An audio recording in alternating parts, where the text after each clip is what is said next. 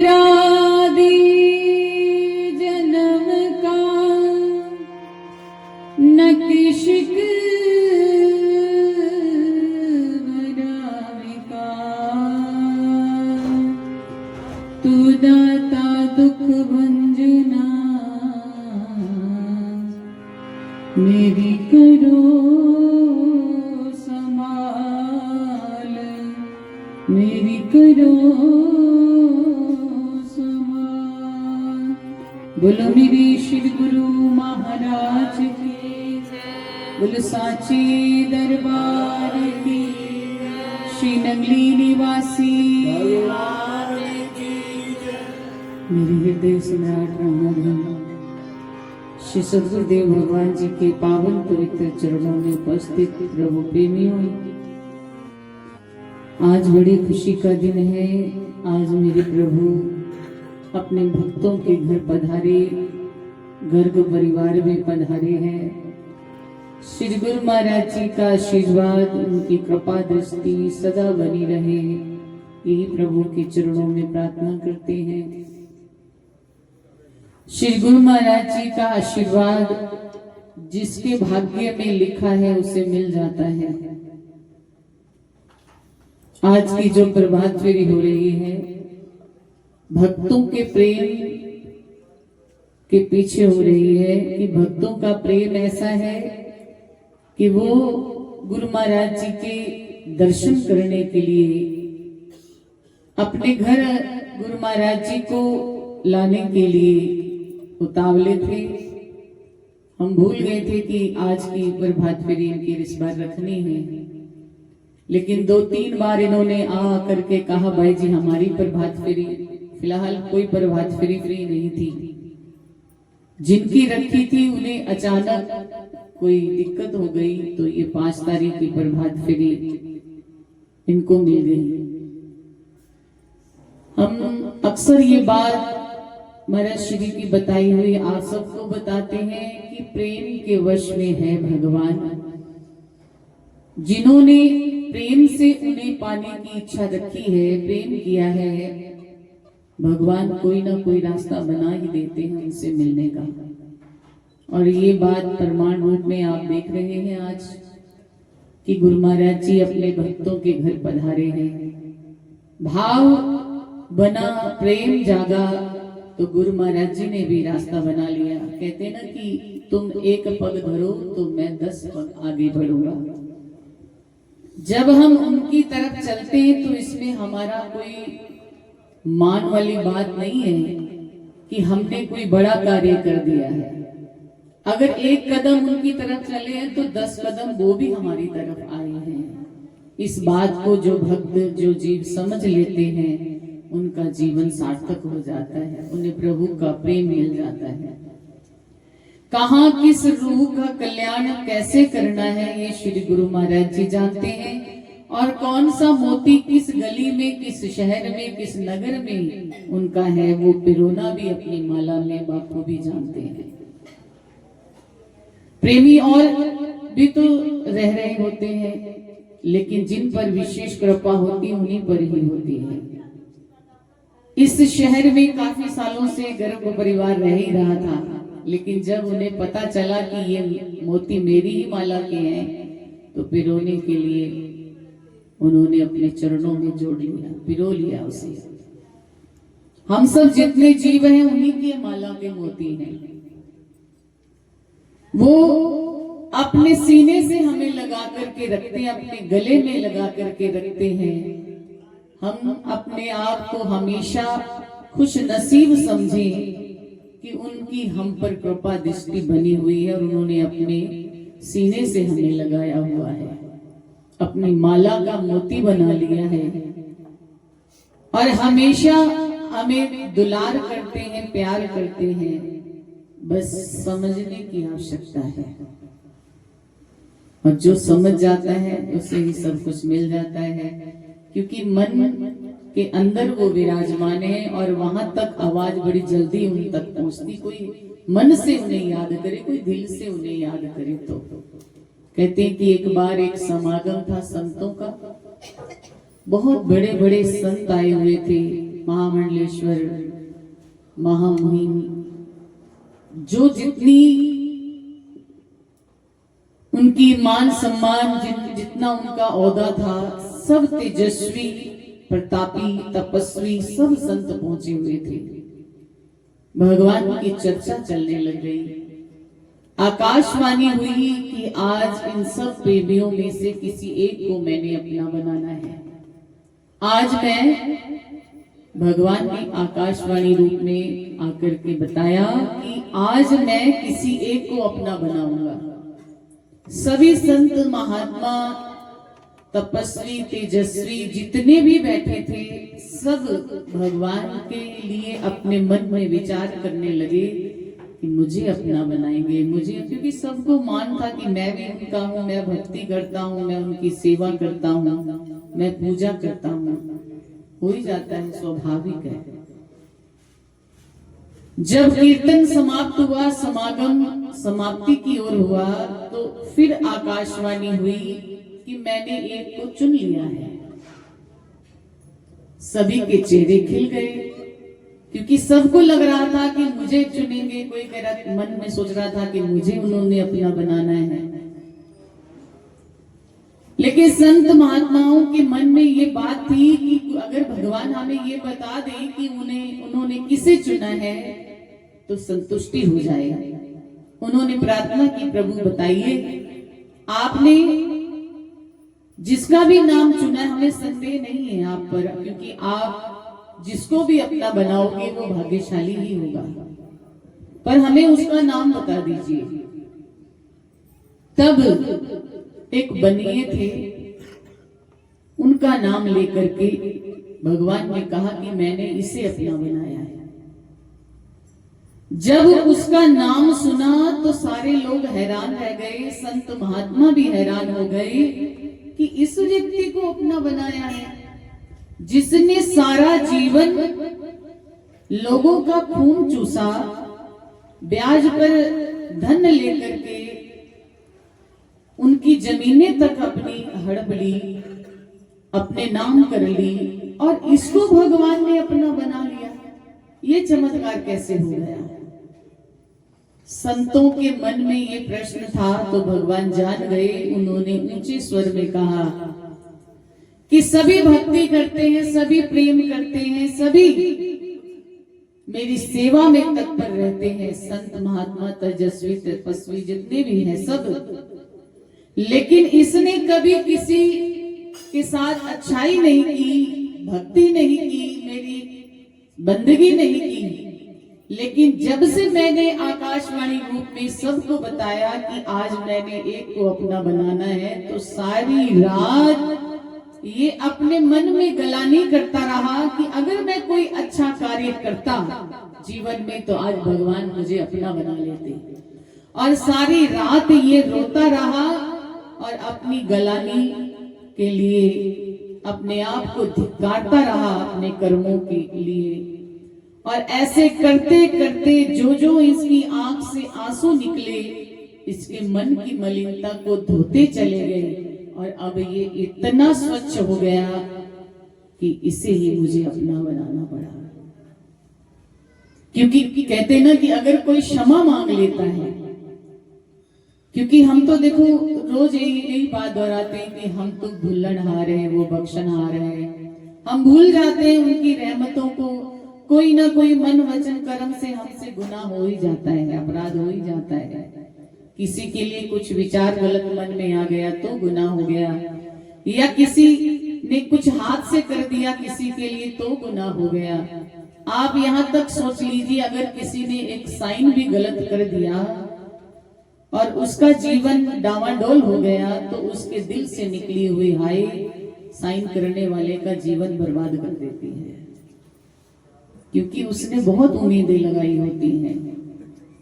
क्या पता पीछे से वो कितना गरीब हो कि उसे उम्मीद थी कि आज ये साइन मेरे पक्ष में हो जाएंगे तो मेरा जीवन संवर जाएगा, मेरा परिवार पलने योग्य हो जाएगा।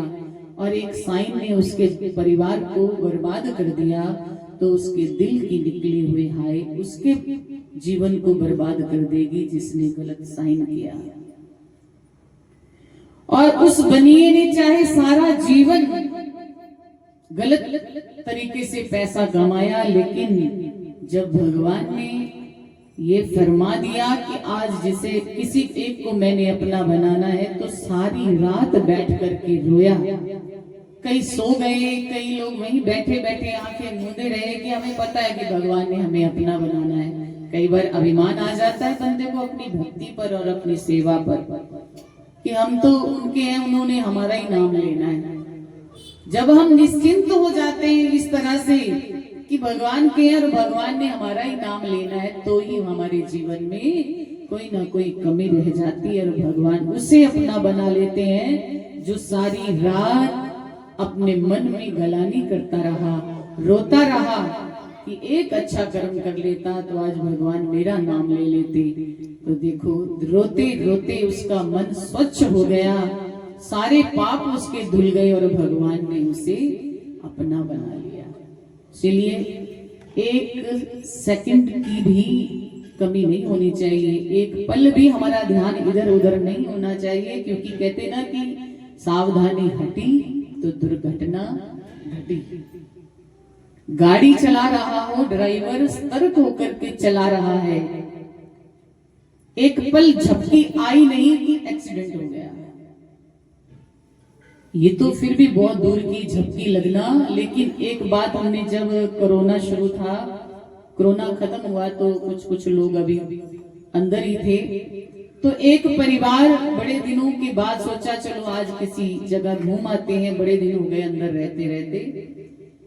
करनाल के पास एक परिवार कहीं घूमने जा रहा था, तो जो घर का मुखिया था वो गाड़ी चला रहा था। उसने पीछे बैठी अपनी पत्नी से कहा मुझे मास्क दे दो। उसकी पत्नी ने दिखाया ये चाहिए कि ये चाहिए, उसने शीशे में नहीं देखा, पीछे मुड़ के देख लिया। जैसे ही उसका ध्यान पीछे गया, इतने में ही एक्सीडेंट हो गया और पूरा परिवार वहीं पर ही खत्म हो गया। ये जीवन की सच्चाई है। ऐसे ही हमारे कर्मों को हम रोज कहते हैं कि अपने कर्म की तरफ ध्यान देना। कोई ऐसा ना हो जाए कि हम मंजिल तक पहुंचते पहुंचते फिर नीचे गिरा दिए जाए, फिर 84 से हमारा गेड़ा शुरू हो जाए, 84 लाख योनियों का। इसलिए सदा अपने कर्मों पर, अपने वचनों पर, अपनी करनी पर ध्यान दें और गुरु महाराज जी के चरणों में तन मन से जुड़े रहें। रोज प्रार्थना करते रहे, गुरु महाराज जी जो आपको भाता है वही आप करवाइए। मुझे नहीं पता मैं जो कर रहा हूँ वो आपको भाएगा कि नहीं, लेकिन जो आपको भाता है वो आप मुझसे करवा लीजिए। मेरे जीवन की डोर तो आपके चरणों में बंध चुकी है, इसलिए आपने मुझे अपना बनाया, सदा अपना बना करके रखना। बोलो मेरे श्री गुरु महाराज की जय, बोलो साची दरबार की जय।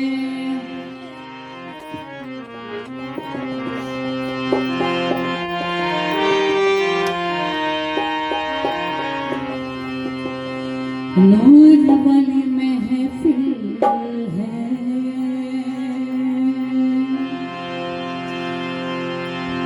ऐसी महफिलें नूर से भरी होती हैं।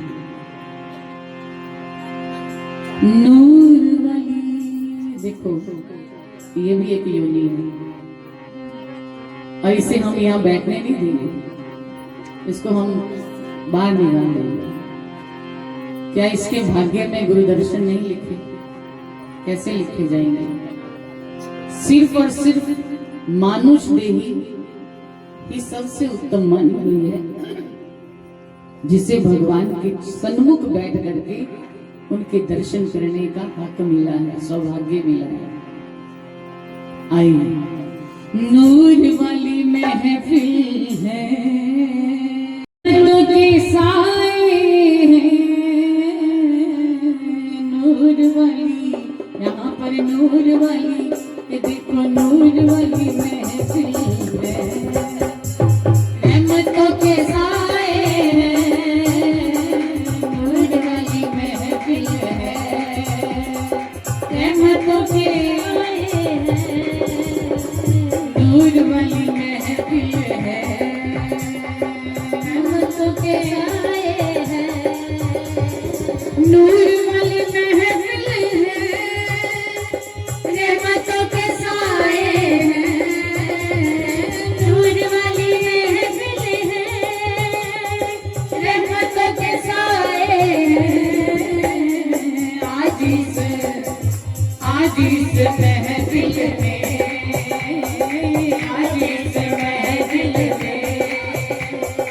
नंगली वाले आए हैं आज इस महफिल में, नंगली वाले आए हैं आज इस महफिल में, नंगली वाले आए हैं आज इस महफिल में, नंगली वाले आए हैं।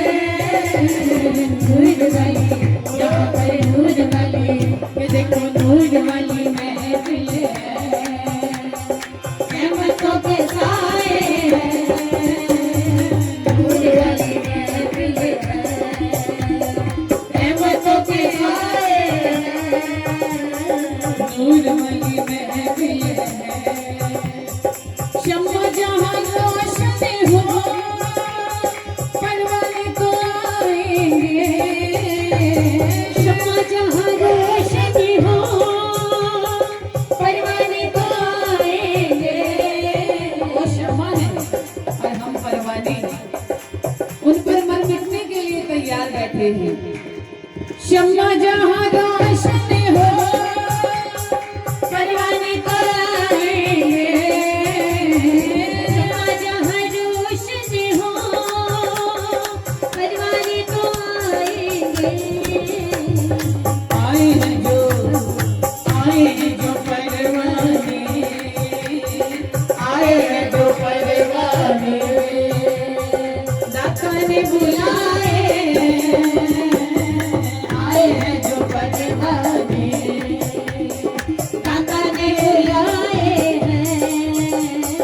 आए हैं जो परवाने, दाता ने बुलाए आए हैं जो परवाने, दाता ने बुलाए। आज इस महफिल में, आज इस महफिल में, नंगली वाले आए हैं आज इस महफिल में, नंगली वाले आए हैं। खुद ही है नलवा कर बता अपनी महफिल में, खुद ही है नलिया कर बाबा अपनी महफिल में, खुद ही खड़े आकर बाबा अपनी महफिल में। होठों पे तो बाबा के, होठों पे तो बाबा के नग में सजाए, होठों पे तो बाबा के नग में सजाए हैं। नूर वाली महफिल है, नूर वाली महफिल है, रहमतों के साए हैं।